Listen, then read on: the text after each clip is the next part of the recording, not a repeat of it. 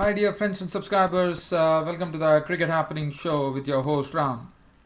Well, not much, there's no cricket match, no international match happening. So what I'm going to do is, in this part of this cricket show, I'm going to look at what is making news as far as the cricketing world is concerned. And then I'm going to look at one match which has happened. This is a match which happened between Afghanistan and Netherlands, where Netherlands had Afghanistan on the rack in the first match. But here, Afghanistan, who already qualified for the World 2020 in Sri Lanka, today got the better of Netherlands by getting a victory. I'll be talking about that. But let's look at what's making news as far as the cricketing world is concerned. Now, we are looking out for the Colombo test to happen between England and Sri Lanka, where that would be the second test after England suffered a reversal in the first test. Now, injury problems are there for both the teams. Chanaka Welegedara is out of the team. But the good news is that Angelo Matthews is back, but he won't be bowling. He will be purely playing as a batsman. Now, one would remember Shaminda Eranga, who is a very skiddy type of customer. He had a very good debut when he played against Ricky Ponting. That was the one-day international. He took the prize wicket of Ricky Ponting by luring him into the drive. So Shaminda Eranga, he has bowls with lots of pace. So he returns back into the squad as far as Sri Lanka is concerned. So there's some injury worries there. Now England, well, Stuart Broad already gone. It's a very bad news that Stuart Broad wouldn't be even able to take part in the IPL probably. And his place could definitely, according to me, would be taken by Stephen Finn, because Stephen Finn has been doing very well. As you know, he did very well in the one-day fixtures against Pakistan. I know this is a different ball game, test matches, but still Stephen Finn, with his height, generates a lot of bounce. He did well against India too, so he generates a lot of bounce, and it'll be interesting. And we also saw in those county fixtures when England played in Sri Lanka, there were times where Stephen Finn was the most successful bowler. So Stephen Finn would get a chance just because Stuart Broad wouldn't be able to take part there. So these are some injury worries there. The other news that I have for you is nothing much. I would have to take you down to the Afghanistan-Netherlands match probably. And the Board of Control for Cricket in India, as you know, the cricket rights, they bid for the cricket rights in India, and there are four people who are vying for that post, and that is, one is ESPN Star, the other would be multimedia screen of Sony, and Bennett Coleman, as you know, it's known as Times of India in India. So they are all there in the mix there. Now, as I said, there was not much to really talk about. So what I'm going to do is I'm going to, as you know, my cricket show is all about cricket, talking only about cricket, and I don't want to leave any stone unturned here. So we have a match which was played at Sharjah, the United Arab Emirates today.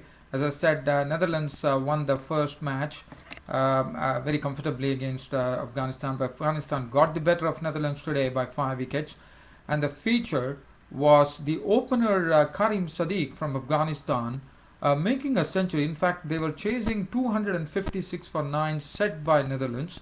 The 256 for 9, the feature, let me get to the feature. The feature was Karim Sadiq, the opener from Afghanistan, making 100 runs as coming as an opener of just 74 deliveries, 12 fours and 4 sixes. And other than that, I will talk to you about that later. First, let me just talk about the Netherlands innings, which made a 256 for 9, batting first. Contributions from Stephen Myberg, the opener, was out early, but other than that, they had some good contributions coming from Michael Swart, who made 52 of 57 balls with 5 fours and 3 sixes. Alex Carrizi, another experienced campaigner, out for 47 of 52 balls with 3 fours and 2 sixes. Tom Cooper, as you know, he has been a very consistent player, 52 of 66 balls, absolutely no boundaries, just 2 sixes. Wesley Barisi, the wicketkeeper, making 51 of 68 balls with 2 fours and 2 sixes. There were some enterprising knocks, I would say. Peter Bourne chimed in with 24 of as many balls with 2 fours. Other than that, the lower order couldn't really wag its tail, I would say, because the pace bowler Islat Dawladzai had 9 overs, 2 maidens, 38 runs and 4 wickets. He cleaned up the Netherlands' tail, and Netherlands were 256 for 9 of their 50 overs. Bowling figures: Mirwais Ashraf 9 overs for 47. Israt Dauludzai was the pick and the most successful bowler. Gulbuddin Nab bowled 1 over for 16. Karim Sadiq, the opener, who made 100, bowled 2 overs for 11. Samil Shenwari, the leg spinner, 10 overs, no maiden, 1 for 30. He had a very good stint. He actually kept things tight as far as the Netherlands were concerned. He kept the batsman quite there. Mohammad Nabi, the off spinner, 10 overs, no maiden, 248. Javed Ahmadi, 147, and Nowroz Mangal bowled 1 over, no maiden, none for 10. As far as Afghanistan were concerned, chasing the total of 256, they had a very, very good opening stand for the first wicket. This was between Karim Sadiq, who went on to make a century of 74 balls with 12 fours and 4 sixes. His partner was Javed Ahmadi, who made 43 of 57 balls. So that partnership yielded 141 runs, which was Karim Sadiq was the more aggressive partner there, getting runs at a real quick pace there. And 141 was the first wicket to go, and Javed Ahmadi was got to Peter Seelar for 43 of 57 balls with 5 fours. After that, the Mohammad Shahzad, who's one of those real upcoming batsmen, I would say one of the real very, very promising batsmen from Afghanistan, Mohammad Shahzad, who scored heavily last year, as you would remember. He had those big knocks of centuries and double centuries. Mohammad Shahzad made 37 of 57 balls with 4 fours and 1 6. The captain Nowroz Mangal was not out on 45, 59 balls, 1 4 and 2 sixes, taking them to victory. Other than that, Asghar made 7 of 9 balls. He was also not out. Shabir Noori was out for 30, and Mohammad Nabi was out for 3. And Afghanistan, thanks to Karim Sadiq stroking 100 of just 74 deliveries, were on to their victory there. 259 for 5 in the 47th over. They completed the job, and Afghanistan had gone over Netherlands there. Bowling figures: Tim van der Gugten, 7 overs, 1 minute, 235. Mudassar Bukhari, who's been a very experienced bowler, was very, very costly, very none for 27 of 2.2 overs. Peter Bourne bowled 10 overs, 1 minute, 245. He was a bit very economical there. Michael Swart, 7 overs, cost him 53. Peter Seelar, the left-arm spinner, bowled 10 overs, 3 maidens, 45 runs and 1 wicket. I thought he bowled well. 5 overs to 27 for Hassan Malik, and Tom Cooper bowled 5 overs for 22 runs. So as I said, dear fans, friends and subscribers, not much international matches happening, but my cricket show has to go on, so I had to cover something.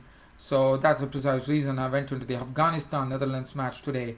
And I'm very happy to have covered all this, because I just love talking about cricket. It doesn't matter to me which team plays. For me, cricket is something very, very special for me. It's very, very near to my heart, I would say. So for me, it doesn't really matter. I just see the teams. I just want to talk about cricket, and whichever team plays, I would like to report on that. So it was a real pleasure bringing you this cricket report and the match between Afghanistan and Netherlands. As you know, Afghanistan have qualified for the World 2020 in Sri Lanka. Netherlands are also a good team, but this time they have not made it. Ireland have got the cut there. So Afghanistan and Ireland have made it to the 2020 World Cup in Sri Lanka in the month of October. So that is the thing. And as I said, cricket is something I just love talking about it. It is not the matter of which team plays, because cricket has to be encouraged. I need more and more countries to come forward and take up cricket. That's what cricket should be all about, according to me. And I support cricket like I don't know, right from my heart. As you all know, my show. So that's the show. So my show has to go on, and I have to fill it up with something. So you will see me talking about cricket one way or the other. That's it from me, your host Ram, for the Cricket Happening show for today. See you all tomorrow. Thank you.